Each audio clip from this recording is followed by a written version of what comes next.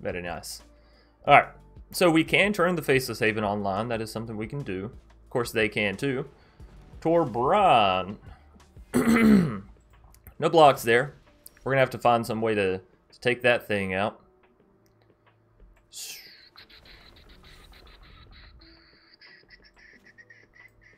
That's actually not how I want you to tap for me, game. Thank you. And you there.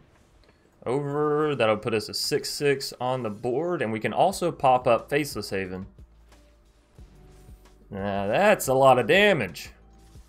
What's up, everybody? My name's Chance, and today we're diving into a deck that's been #1 Mythic, or has made it to #1 Mythic within the first few relevant hours of a new season for the past, like, 6 months, 7 months. This deck has been #1 Mythic first for like half a year, close to a year now, which is insane. And of course, all of this is due to a singular man named Rumpty, and of course, this mono green deck. But Rumpty has piloted a version of this mono green deck straight to Mythic within the first few hours of almost every season I can think of for the past several months. Now, this time he made it in 6.5 hours. 6.5 hours to get straight to Mythic with a singular deck. I think he ended up going 28-7 or something like that, which is an insane track record given we have Sultai, we have MonoRed, we have so many different good decks out and about right now.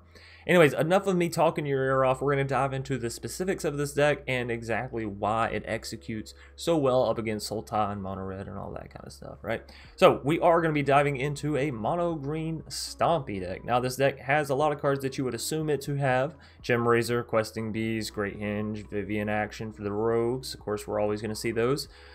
Now, Rumpty takes his decks into best of 3. So, if you want a sideboard, you know, I'll leave you a link down below to the original list, and y'all can have the full sideboard, because whenever I'm turning my decks from a best of 3 deck into a best of 1 deck, what I will typically do is I'll open up the sideboard and say which of these cards are here to deal with some special deck, you know, Rogues or Mono Red or whatever may you have it, right? And which of those are probably the most prevalent or the most relevant to me succeeding across a general board. Now, you may be saying, Chance, why does this matter? Well, there's a crap ton of best of 1 players out there, and there's a lot of best of 3 players out there that end up hitting Mythic high ranks, and best of 1 players see their deck, and they're like, man, I want to play that, and they go and try and play the, you know, the front face 60 card deck, and it's just not going to work as well for you because it's designed for a whole different format. It's designed to have a chance to sideboard. So, with all that in mind, whenever you're going to take a best of 3 deck such as this into best of 1, make sure you don't just slap the 60 card original list on there and then go play best of 1 and say, man, this deck doesn't perform. It's not going to. It's not going to perform the same. It's designed for a whole different format, right? All right, so cards that we pulled out of the sideboard, I'll shut the hell up and dive into the deck. We have Garruk's Harbinger, incredibly strong. Not only is it good against Rogues, it's also good against Sultai, so it kind of combats 2 decks in a singular card. It also gives you this draw mechanic, which is, oh, really strong.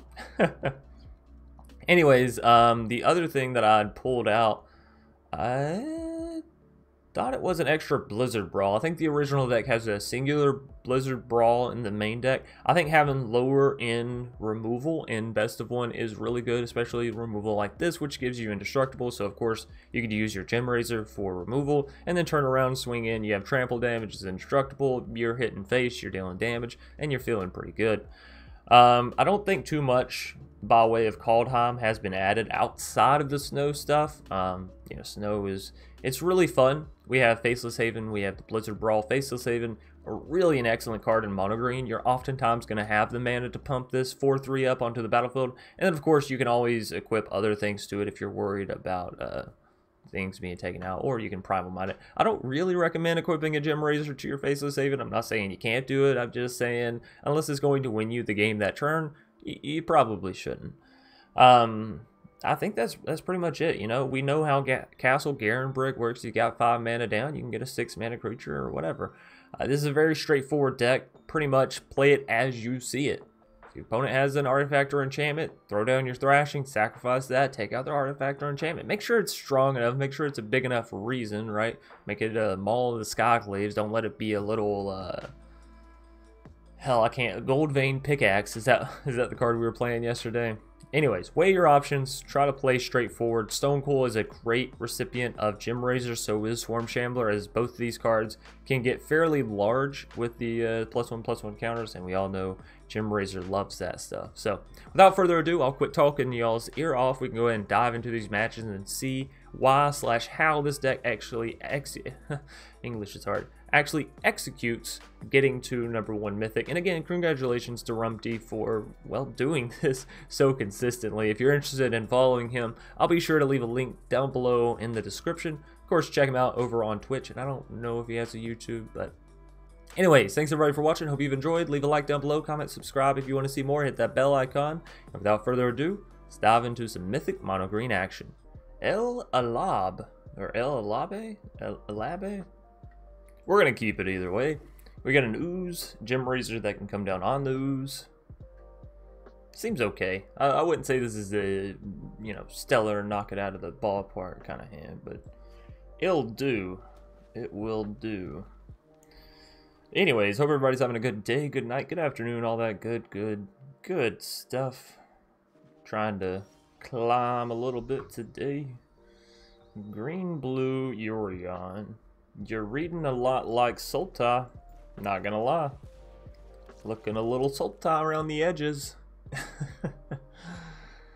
Don't ask me why I always look at my other monitor whenever I'm going to look at you guys and girls, because I know the camera is right in front of me. It's not to the left or the right.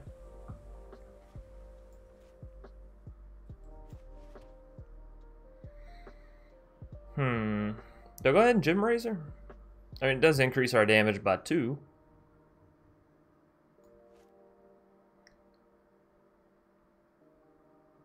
Part of me thinks up against Sultai, though, it might be better to spread out our creatures. But these are both even anyways. You know what? We're going for it. Next turn, we're going to go for the Questing Beast, so let's just go ahead and do this, get in extra damage.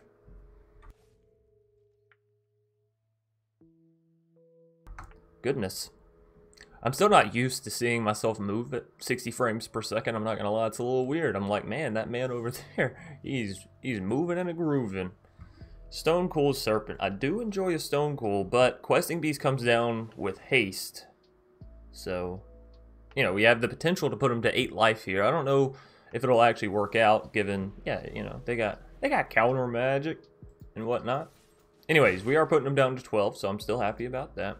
We could always Primal Might, add an additional 3 damage. Not enough to finish him out right now, but you never know. Could be in the future.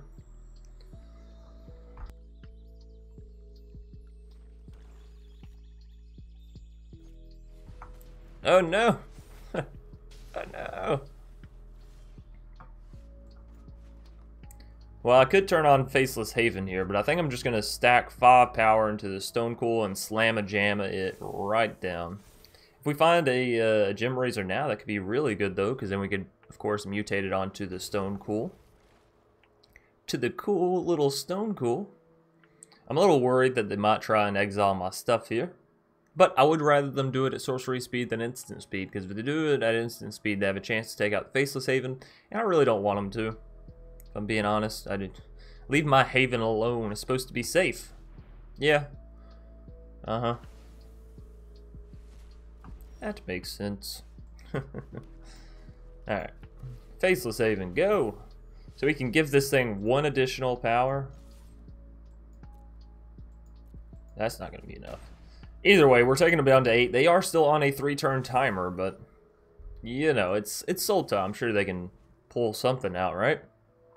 They're at 5 mana now. They need 2 more to hit the ultimatum range. Coincidentally, I only need 2 turns to take them out. So, Wolf Willow, ramp them up a little bit. That's not good for us. Of course, you'd think that they would play a land. Maybe they don't have any lands. Maybe it's our... Oh, fuck. Well, next turn they have enough for the ultimatum, which is, of course, super unfortunate for us. That's alright, though. We'll make do. If I can get a Questing Beast down, that would be really, really good.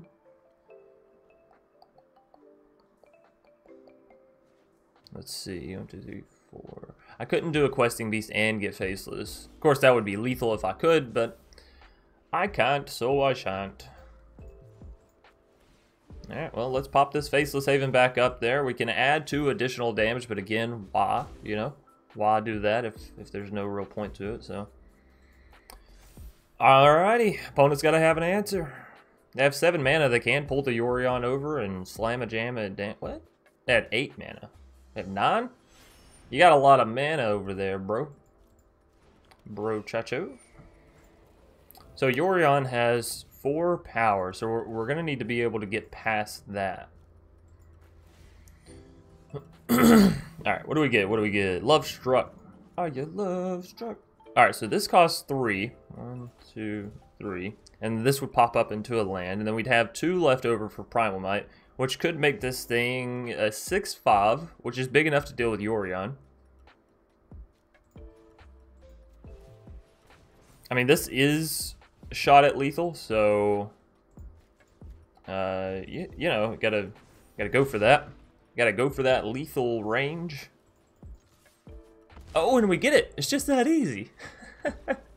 Not gonna lie, I expected them to have something there, but yeah, hey, picking up a victory. Picking up a victory. Tenshio. Oh, Tenshio. I don't know. Okay, we're gonna just call you 10, because you're a 10 out of 10 in my book. Anyways, we got a pretty good hand here. We have Kazandu potentially into the Great Henge. I know, I love that. The biggest, the only, if you will, downside to mono green for me is the fact that I can't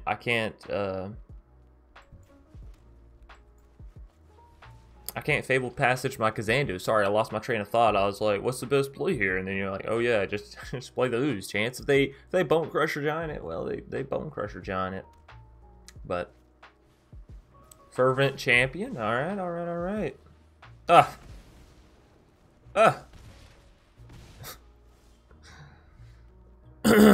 Okay. Alright, sure. You want to play hardball? We'll play hardball. So we have the potential to get down one of these Great Henges. Of course, English is hard. Drawing 2 Great Henges is kind of worse than drawing an additional land, honestly, at this point. Alright, well, that is the Great Henge. And then we can, of course, get the Swarm Shambler down there after. We could use Primal Might here on the Kazandu to take out one of their creatures. Fervent, something along those lines. I think I'm just going to drop a Swarm Shambler here. Gain the 2 life. We'll draw a card. Swarm Shambler will get a little bit bigger. We get a land. I could also just use Swarm Shambler to try and take out one of their creatures. Use it. Oh. F3.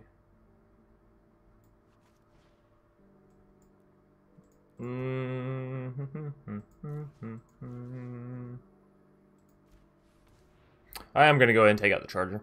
We're in a pretty good position. It can't necessarily kill our Swarm Shambler, and if it could, well, they could probably already take out Swarm Shambler, right? So, take out the Fireblade. They'll probably send that one to the face, which means that they shouldn't be able to take out Kazandu if I swing here, right? I think. Cool. Cool. Very nice. Alright, so we can turn the Faceless Haven online. That is something we can do. Of course, they can too. Torbran. No blocks there. We're going to have to find some way to take that thing out.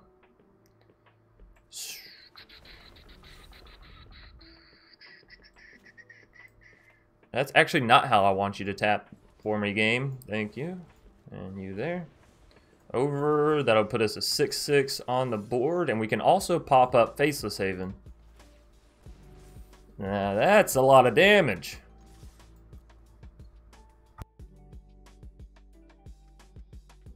Of course, they can take out our Faceless Haven with their Torbran, but we still have a lot of mana left after that, right? So this is going to be 11 damage to face. They're down to 4. We do lose Faceless, but we still have 6 mana, so we're fine. We can still drop a QB if we need to. Good old Questing Beast. Fireblade Charger, not a big deal. Not a big deal. And opponent just concedes out, actually. Beautiful. Taking down mono red as well. So we've taken down Sultai, we've taken down mono red. We're on a roll, as you could say. We're taking down all the top decks, not even batting an eyelash. Krios 9. They have a Lourdes. As much as I love this hand, I don't know that we can keep it. Can I? It's so slow. It's so slow. But we have the Harbinger, which has hexproof from black, so that could be really good for us if they are rogues, right? We can kind of negate their ability to just use Drown in the Lock, right? Of course, it could also be cycling. I guess we'll figure that out in just a minute. No, it's rogues. Woohoo! Turn 1 Rune Crab.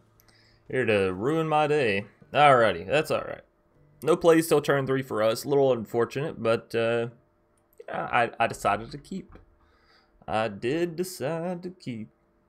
Let's hope they don't hit me with a another land here. Maybe they just got screwed. Maybe they kept a 1-land hand. Yeah, right. Oh no! It's actually quite the opposite. They had a double Rune Crab Fable Passage hand, which is just, you know, it's just it's the best. It's the best. Okay, you done? You done now, Sonny? Now that you've already milled 12 cards and it's turn 2? That was their turn 2. 12 cards. Just for a point of reference, 15 out of 60 is 4th, which is 25%. So in a singular turn 2, they've milled us almost 25% of our deck. Actually, they have milled us 25% if you minus the 7 cards that you draw off the rip. So that's fun. That's what should be allowed in standard. That's why we have standard, really, is to keep things. Goodness gracious, I can't do this with a straight base. All right, basically we're just hoping that we can take them out at this point. There's not shit else we can do. We can use our Primal Might, take out a Rune Crab. But seeing as how I'm not drawing any additional land, I'm gonna have to drop this Kazandu as a land. It's just gotta happen.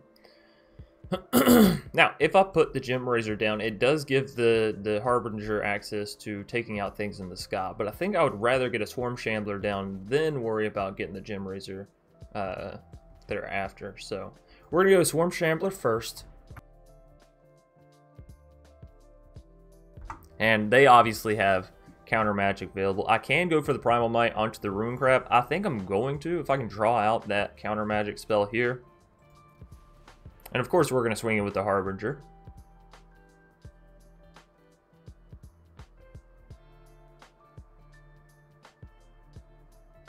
Maybe. Maybe, oh maybe. Yeah, there you go. Alright, so we did draw out their counter magic spell. And in we swing. We're already at half. Oh boy, I love rogues. They just give me so much anxiety, you know? It's like playing up against cycling. You're like, well, when is this gonna end? Because it's not a if, it's a when.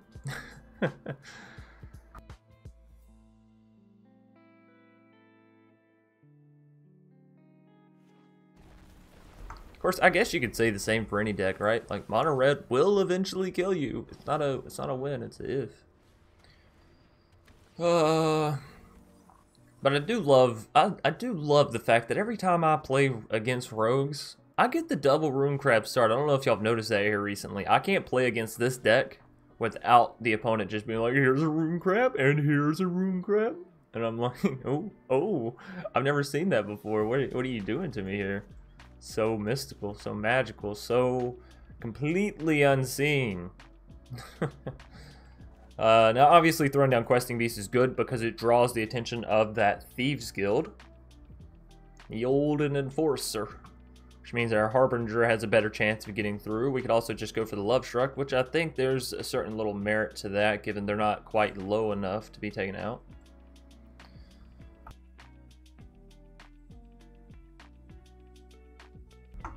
Alright. Oh,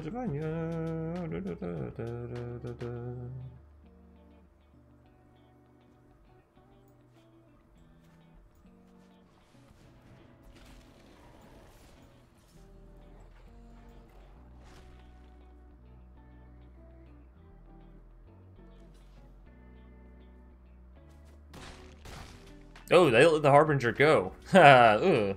It's a little awkward. fine. We drew out a Stone Cool. Stone Cool plus Gem Razor could be really good for us. It'll, of course, depend on if we can actually get it down. It does have protection from multicolored, so that's good. It'll be a little bit harder. I wonder, does protection can't be blocked, targeted, dealt damage, enchanted, or equipped by anything multicolored? Does that mean that someone can't counter this with a multicolor spell, like Drown and Lock? Because technically that is targeting this spell with a multicolored spell. Somebody down in the comments let me know, because I don't know and I need to know. I need to know what love is, and I want you fine, lovely folks to show me. Alright, Mr. or Mrs. 9, will you hurry up here? Honestly, by this point, playing rogues should be like muscle memory for people, right? If you've been playing it this long, come on, come on, come on. Obviously, Vivian's pretty good. We could go 3 for the Gem Razor and still get down to 2/2 Stone Cool. I mean, honestly, I just want to see. I just want to test. I just want to know. Do I put it down for 4 though, and then also go for the Love Struck Beast thing? I mean, no, because if they have Drown in the Lock, it's just gonna. They're just gonna drown it, right?